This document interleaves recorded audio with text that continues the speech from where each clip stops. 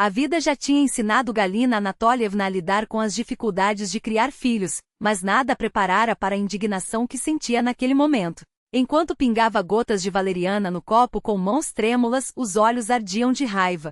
Não adiantaria nem um litro daquele calmante para acalmar a fúria que a consumia. Agora ela vai ver, só pensou enquanto se vestia às pressas, decidida a invadir o apartamento do filho e impor sua autoridade com mão de ferro. Essa ingrata precisa aprender a respeitar quem realmente se dedicou a essa família. Enquanto isso, na cozinha do pequeno apartamento, Ivan e Polina tomavam chá em silêncio. A pequena Dasha, finalmente adormecida depois de mais uma noite de febre, respirava fundo no quartinho. Nos últimos meses a menina não tinha um dia de tranquilidade. Uma semana no jardim de infância, 2 de doença. Era um ciclo que esgotava os pais. Ivan, preocupado, quebrou o silêncio. Não dá para conversar com seu chefe, explicar a situação? Talvez ele possa ser mais flexível. Polina suspirou, os olhos brilhando com uma tristeza que não conseguia esconder. Você sabe como ele é, amor. Para ele, só os resultados da empresa importam. Cada atestado que eu levo é como um golpe no orgulho dele. A voz tremia levemente. Na última discussão, me xingou na frente de todo mundo, disse que eu era o elo fraco da equipe e que, por minha causa, a empresa estava perdendo dinheiro. Deu um ultimato. Ou eu escolhia o trabalho ou as minhas faltas, como se cuidar da nossa filha fosse um capricho. Ivan cerrou os punhos. Que absurdo! Como se a Dasha fosse um estorvo. Polina aproximou-se e abraçou, buscando um pouco de conforto. Eu não aguentava mais aquele ambiente. Mas não fiquei quieta não. Dei o troco na mesma moeda. Um sorriso malicioso apareceu em seus lábios. Agora, amor, você pode buscar o Misha? A escolinha já deve estar terminando.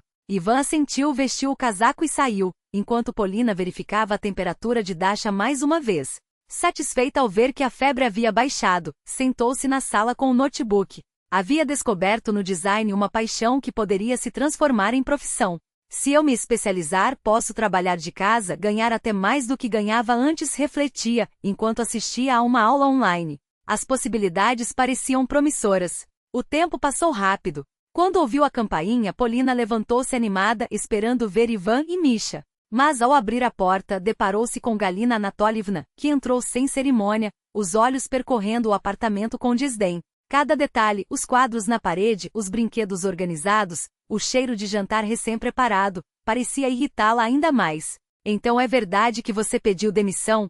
Soltou, sem sequer olhá-la nos olhos. Polina respirou fundo. Sim, Galina Anatolievna. Não tinha alternativa. A Dasha está doente, e meu chefe me obrigou a escolher entre o emprego e minha filha. A resposta só aumentou a irritação da sogra. No meu tempo, as pessoas matavam por uma vaga como a sua. E agora? Vamos viver às custas do meu filho? Ele já se mata de trabalhar. Polina tentou argumentar. Ivan não passa noites em claro no escritório. Hoje mesmo saiu mais cedo para buscar o Misha. Mas Galina Anatolievna não queria ouvir razões. Trabalha ou não trabalha, o fato é que ele se esforça, enquanto você fica em casa sem fazer nada. A paciência de Polina se esgotou. Cuidar da minha filha doente é não fazer nada. E para sua informação, não pretendo ficar parada. Estou me qualificando para trabalhar como designer, uma área que me permite conciliar a profissão com a família. A sogra riu com sarcasmo. Ah, é? E quanto tempo vai demorar esse seu plano? Dinheiro não cai do céu, minha filha. Polina sentiu o sangue ferver. Dinheiro não, mas respeito deveria. Seu filho não é obrigado a bancar uma família sozinho, ainda mais quando eu tenho capacidade para contribuir. Só não vou me humilhar em um lugar que não valoriza nem a mim nem a minha família. Galina Anatolievna perdeu a compostura. Você é uma aproveitadora. Melhor voltava atrás e pedia seu emprego de volta. Polina segurou a risada. Engraçado como você, que diz não ter forças para ajudar, apareceu aqui do nada só para criar confusão. Meus pais, esses sim, estão a 1000 quilômetros de distância e não podem nos ajudar. A sogra, sem argumentos, mudou de estratégia. E o que você acha que pode oferecer ao meu filho? Nem casados vocês são direito. Polina explodiu. Ofereço muito mais do que um chefe que trata os funcionários como lixo. Prefiro ser uma mãe presente do que uma empregada que abandona a família por um salário. O grito de Dasha, que acordara assustada, interrompeu a discussão. Polina correu para o quarto, enquanto Galina Anatolievna, convencida de sua vitória moral, passeava pela sala como uma generala após uma batalha.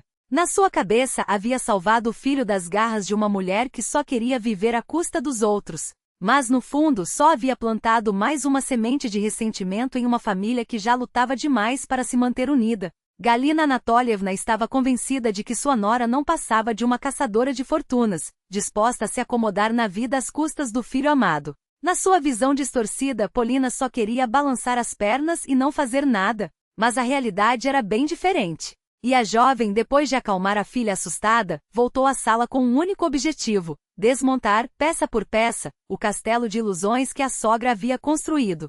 Com um tom que não deixava espaço para réplicas, Polina apontou para a poltrona mais próxima. Agora você vai fechar essa boca suja, sentar aqui e ouvir cada palavra que eu tenho a dizer, ordenou, empurrando Galina Anatolievna para o assento com uma firmeza que não admitia resistência. A sogra tentou abrir a boca, mas um dedo levantado de Polina a silenciou no ato. Primeiro, seu filho não vai me bancar enquanto eu procuro emprego, disparou com uma clareza cortante. Meus pais, ao contrário dos seus, têm condições e querem me ajudar. Eles guardaram 1,5 milhão de rublos para me dar de entrada na hipoteca, e parte desse dinheiro eu usarei para nossas despesas. Não é caridade, é investimento em família. Algo que você claramente não entende. Galina Anatolievna engoliu em seco, mas Polina não deu trégua.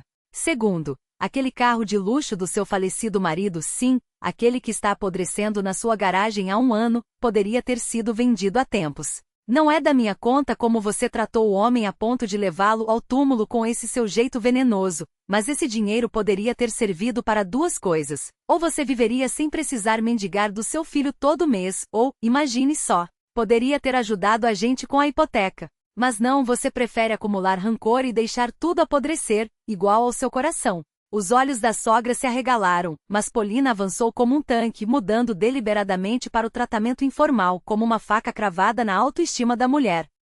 Terceiro, você não contribui com nada. Não ajuda com os netos, não dá um tostão, só aparece para envenenar o ambiente. Quer se sentir poderosa às minhas custas? Esqueça. Ela se inclinou, reduzindo a distância entre elas, e baixou a voz para um tom ainda mais ameaçador. Porque, veja bem, em 1 mês eu já vou estar trabalhando de casa, nas minhas condições, ganhando mais que o seu filho. E por lei, se uma mãe é competente, e eu sou, os filhos ficam com ela. Polina sabia que cada palavra era um golpe certeiro. Sentia o controle da situação nas mãos, como um xadrez onde ela já havia sacrificado as peças certas para dar checkmate. E se eu quiser, tiro 2 fotos do Vânia bêbado e nenhum juiz do mundo vai questionar com quem as crianças devem ficar. Posso sumir do mapa, e ele ainda vai me pagar pensão. Ela fez uma pausa dramática, observando o rosto da sogra murchar como um balão furado. Mas sabe qual é a ironia?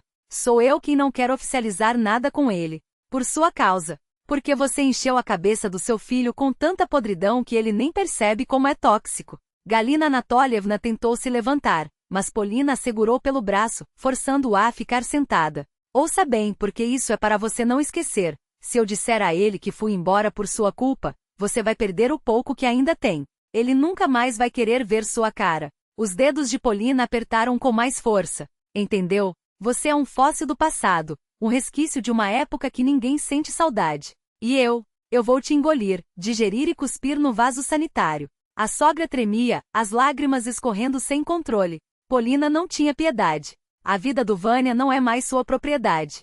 Eu decido como as coisas funcionam nesta família. Não você, nem mesmo ele.